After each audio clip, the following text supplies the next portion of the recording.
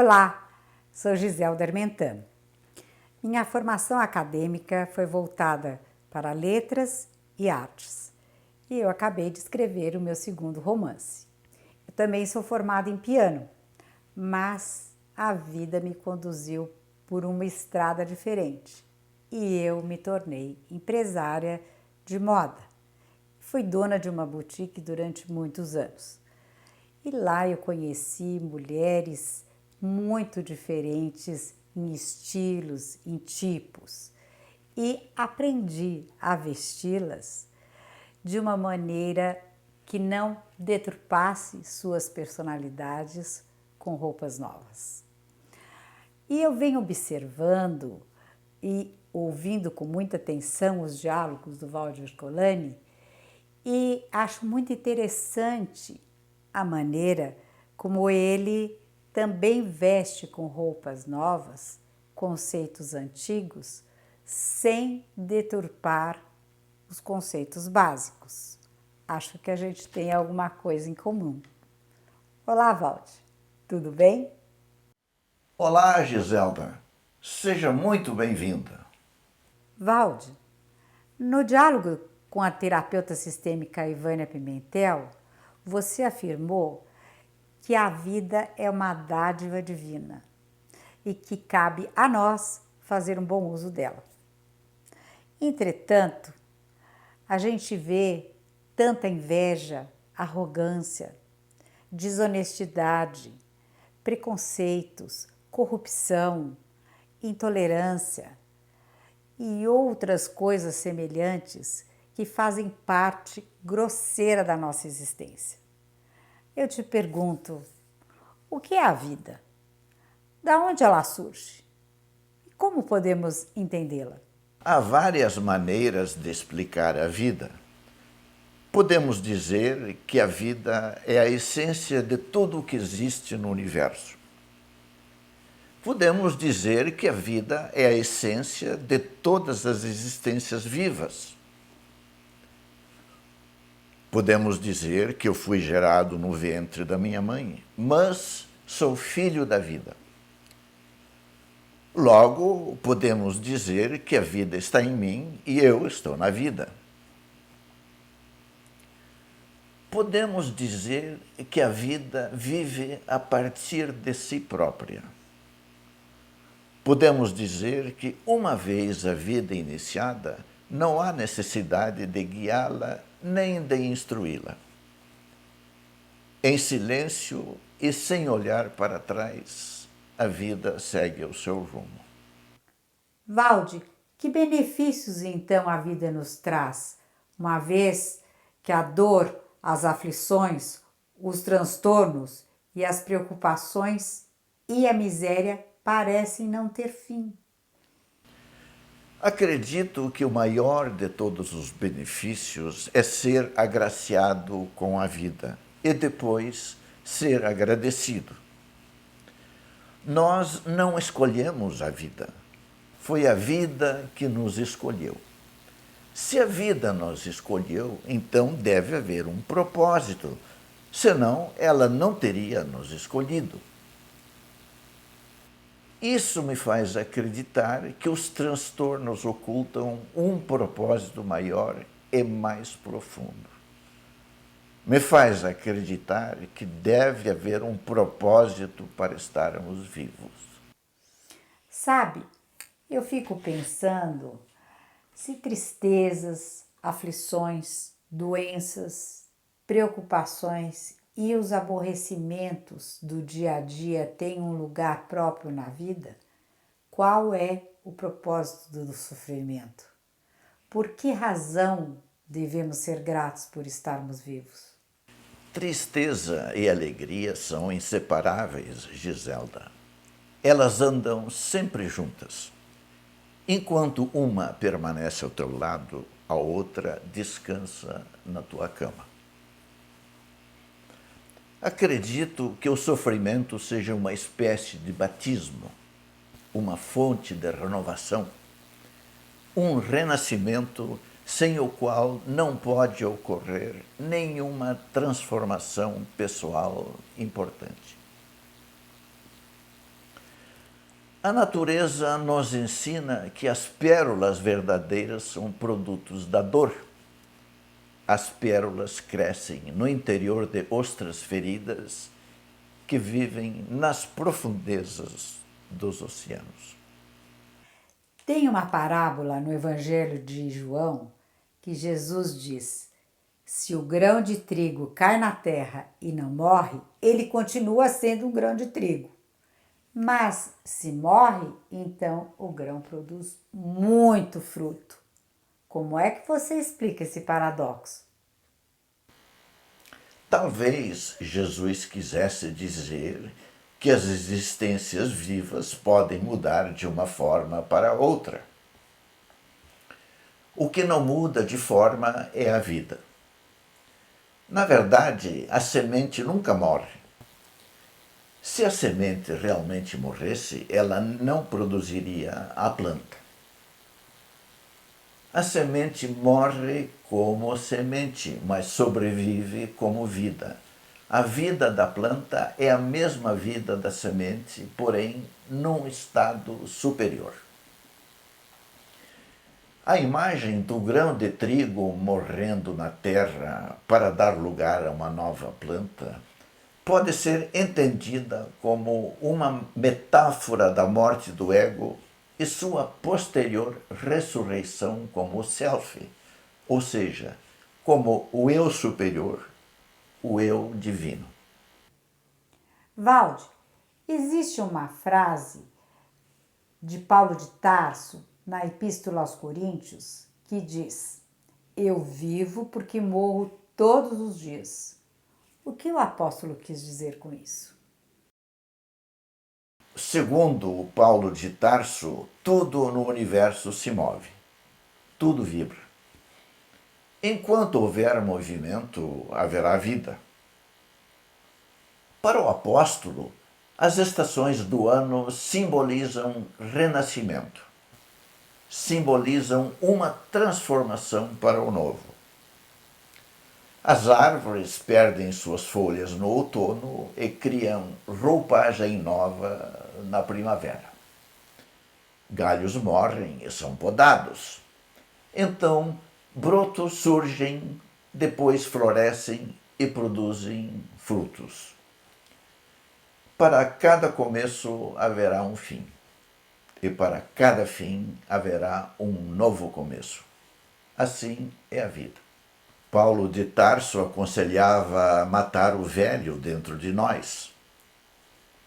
Dizia que devemos morrer todos os dias para a soberba, para o desejo, para a hipocrisia, para o egoísmo e para a ganância. Somente assim seríamos capazes de viver, crescer e nos aperfeiçoar continuamente. Observando a natureza, a gente vê que cada planta tem uma singular e codificada missão de vida. A missão do grão de trigo é se tornar um pé de trigo. A missão da semente do figo é se tornar uma figueira. E eu te pergunto, qual é a missão da jornada solitária do homem? Ele vem para a vida para viver um destino maior ou apenas para comer, beber e fazer sexo? A missão de vida do homem é revelar para o mundo aquilo que ele verdadeiramente é e se autorrealizar, ou seja, conhecer a sua própria essência e transformar essa essência em existência. Valde, eu tenho 3 perguntas interligadas para te fazer. O que é que você entende por essência? Qual é o seu significado? E como podemos defini-la?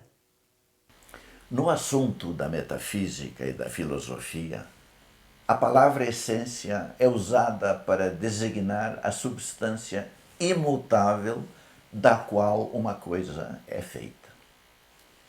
Essência também pode ser definida como um conjunto de características permanentes e invariáveis que constituem a natureza de alguém ou de alguma coisa.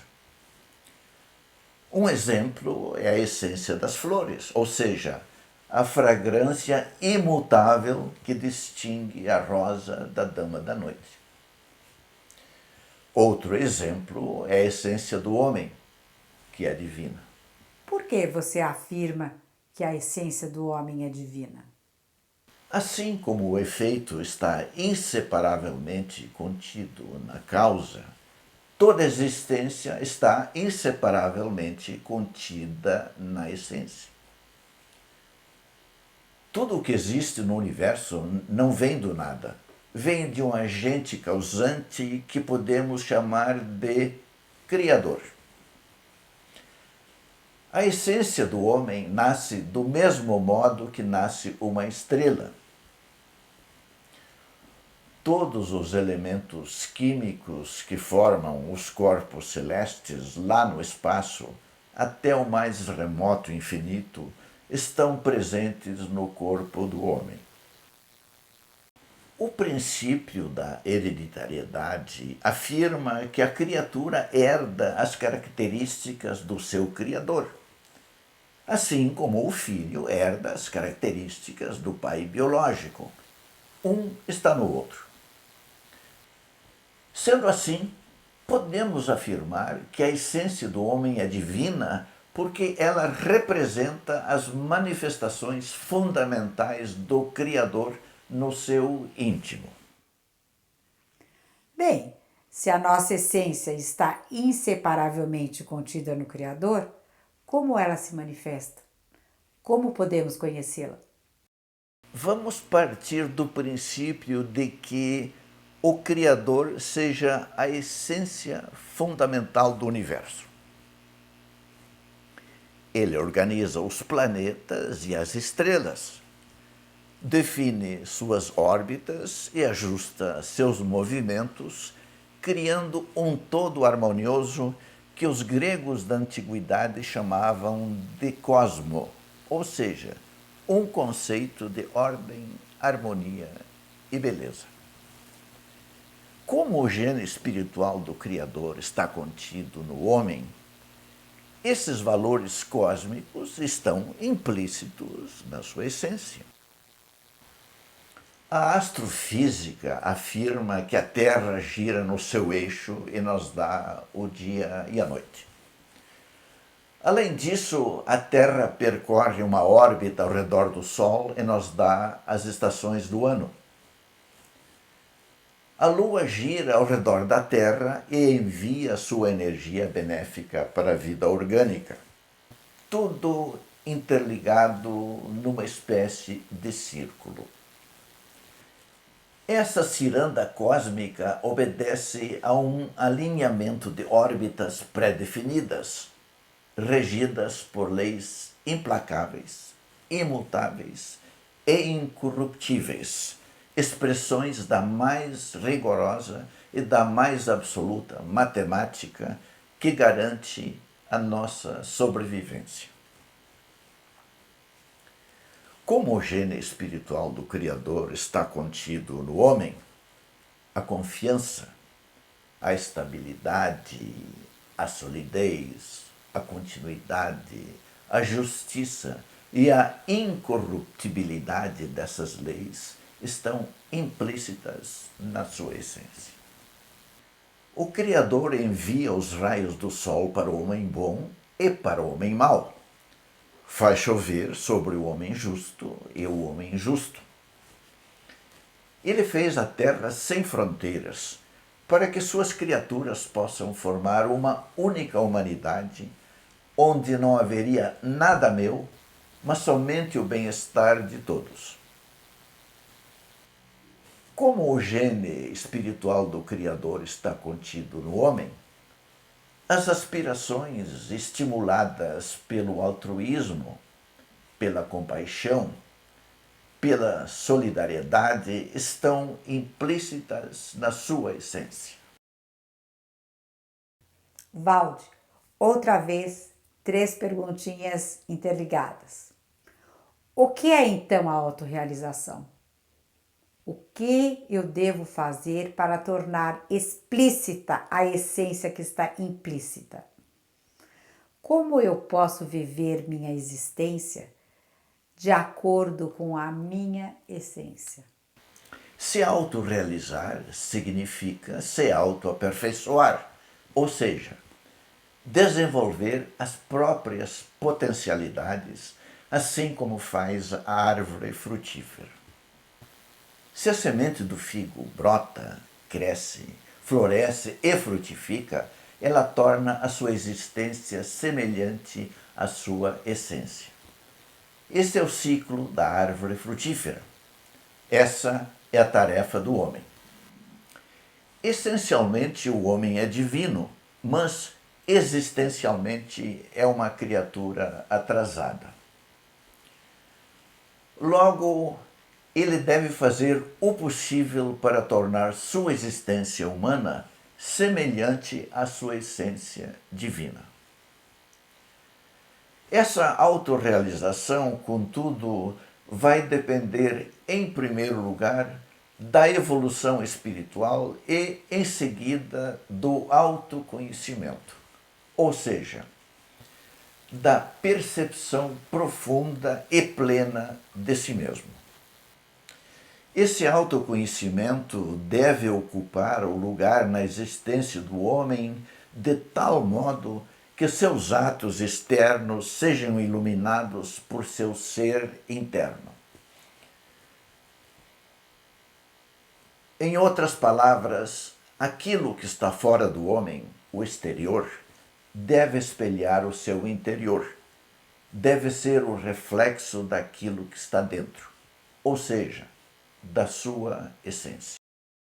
O escritor, filósofo e dramaturgo francês Jean-Paul Sartre foi o idealizador do existencialismo ateu, que teve o seu auge após a Segunda Guerra Mundial.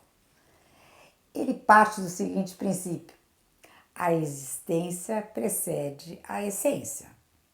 Como é que você entende isso? Sartre foi influenciado por dois pensadores ateus importantes. Um deles foi Karl Marx, filósofo, economista e teórico político alemão, que lançou as bases da doutrina comunista. O outro foi Friedrich Nietzsche, filósofo e poeta prussiano, cujo princípio filosófico não era o criador nem a razão, mas a vida que atua ao acaso, que atua sem sentido. O argumento de que a essência precede a existência implica a necessidade de um criador que define a forma, as principais características e o propósito. Entretanto, Sartre negava que houvesse um propósito universal, um plano ou um destino maior onde o homem seria o ator de um roteiro definido. Ele até admitia que houvesse uma essência além da existência, mas essa essência não é pré-definida. Para Sartre, primeiro o homem existe e depois se realiza por meio de suas ações, pelo que faz com sua vida. Por isso, o existencialismo ateu afirma que a existência precede e governa a essência. Valde, essa pergunta que eu vou te fazer tem me intrigado muito. Se não existe uma essência divina para mostrar o caminho da autorrealização, quem guia as nossas escolhas? Como o homem pode essencializar a sua existência?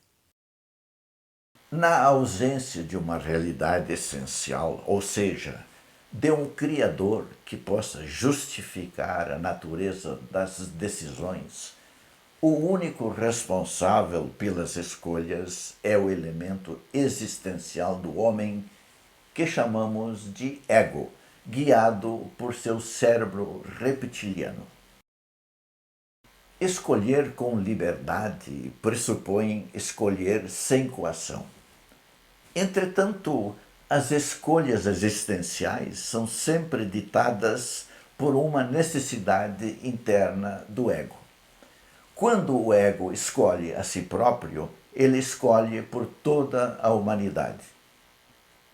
Cada escolha leva à transformação do mundo para que ele se adapte ao projeto pessoal do ego. Mas cada ego tem um projeto diferente. Quando os projetos se sobrepõem, os egos entram em conflito. Sendo assim, se o propósito da essência divina é trazer para o mundo aquilo que o homem pode ser essencialmente, o ego traz para o mundo aquilo que o homem é existencialmente. Nietzsche afirmava que nós, homens do conhecimento, não nos conhecemos. De nós mesmos somos desconhecidos. Eu gostaria de saber mais sobre o cérebro reptiliano. O que é que você pode comentar sobre ele? Segundo o neurocientista estadunidense Paul MacLean, os seres humanos possuem aquilo que os antropólogos e estudiosos da psicologia cognitiva chamam de cérebro instintivo, conhecido também como cérebro reptiliano. Esse pequeno órgão guarda todas as estruturas das quais evoluiu, sendo responsável pelas emoções primárias básicas, como o sexo, a sede e a fome. MacLean afirma que o cérebro reptiliano do homem se comporta como o legado neurótico de um superego ancestral que o impede de se adaptar e evoluir. Ele é frio e rígido, hierárquico e escravizador, ritualista e paranoico, territorial e agressivo, obsessivo e autoritário, raivoso e vingativo. O cérebro reptiliano foca sempre na sobrevivência do mais forte e não na sobrevivência do mais gentil. Por isso, ele cria laços que sabotam a espécie humana. O cérebro reptiliano não aprende com seus erros, não tem a capacidade de sentir e pensar. Sua função é agir. A busca por alimento e a competição territorial levam o cérebro reptiliano a guerrear contra a sua espécie. Quando se ativa, ele tem prioridade sobre o cérebro emocional e racional. Nos níveis mais intensos de ameaça, o homem se torna uma besta raivosa e assustada. Quando a agressividade se propaga na população, ela culmina não só na destruição de um grupo, mas na erradicação da raça humana. Outro dia, relendo o Novo Testamento, no capítulo 17 do Evangelho de João, eu encontrei uma frase de Jesus que me deixou intrigada. Vós sois daqui de baixo, eu sou lá de cima. Vós sois desse mundo, eu desse mundo não sou.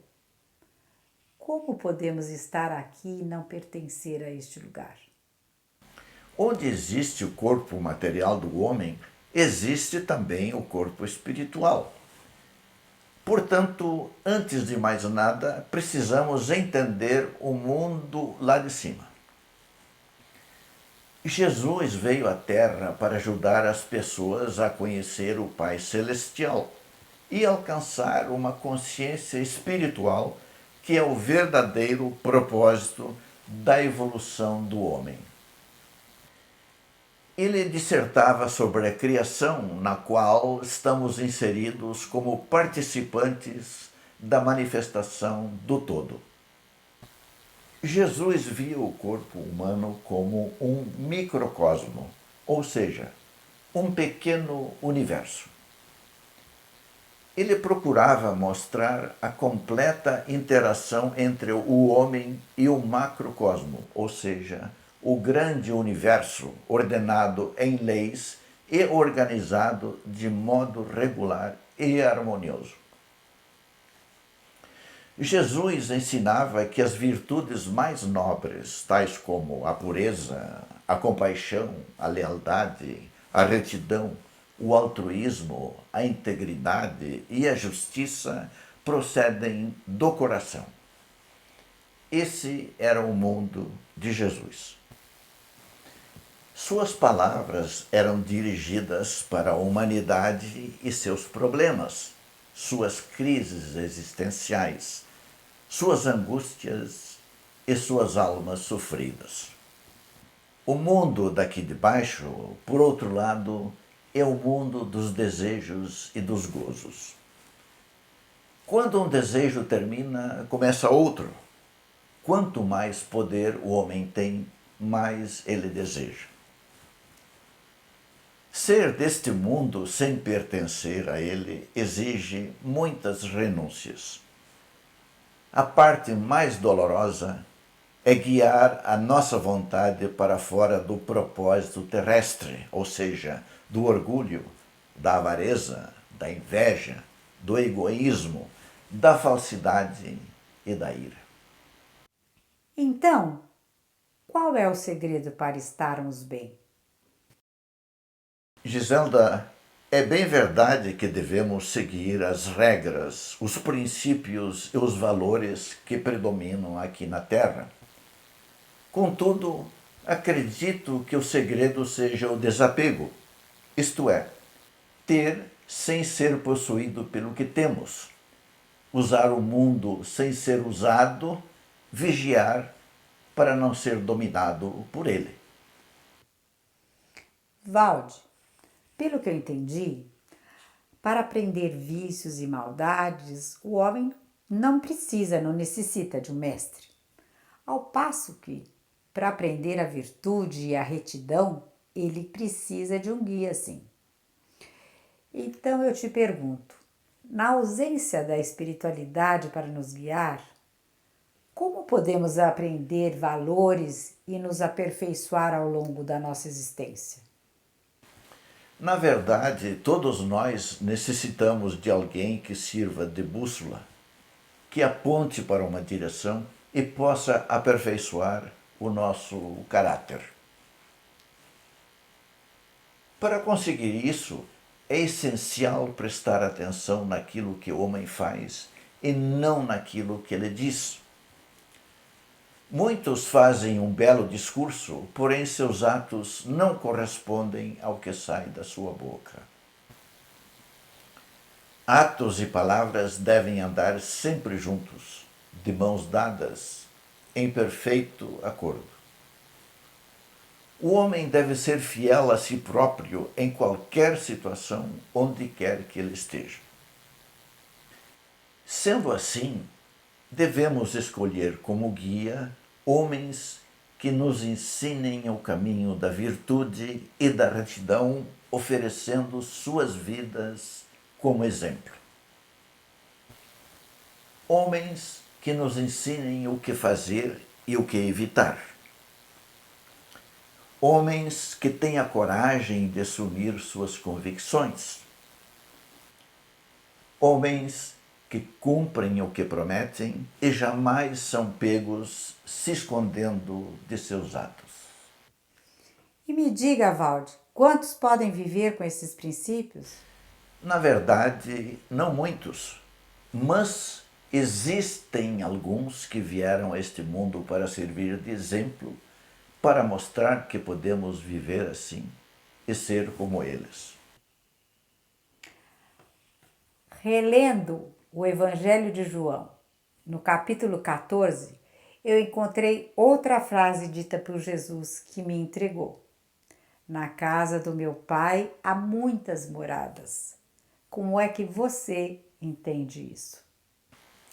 Eu entendo que a vida aqui na Terra não é somente um curso de formação, mas uma grande oportunidade para melhorar, para evoluir e se aproximar da última meta, ou seja, se elevar sobre a nossa natureza animal e bestial e despertar para a nossa essência divina. No plano existencial existem dois processos evolutivos. No plano inferior do instinto, o processo é automático. No plano superior da consciência, o processo é livre e espontâneo.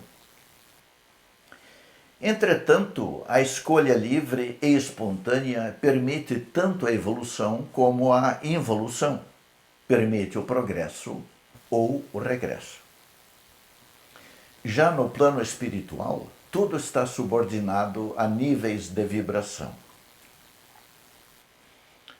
As mais variadas formas de matéria partem da Terra em milhões de gradações de energia que se interpenetram e se elevam rumo ao infinito.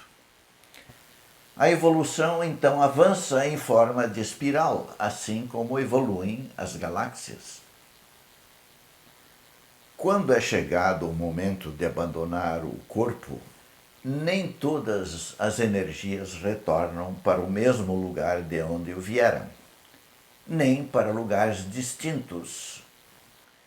A cada energia é destinado o lugar que se ajusta ao seu nível de desenvolvimento vibratório. Portanto, para resumir, no universo deve existir um lugar especial reservado para o homem que fez de sua existência terrestre um modelo de sua essência divina. Valde, você respondeu minhas indagações com bastante clareza. Entretanto, para encerrar o nosso diálogo, eu gostaria que você respondesse uma última pergunta. Quando o lobo habitará em paz com o cordeiro? Puxa, Giselda, agora você me pegou. Essa resposta eu fico te devendo.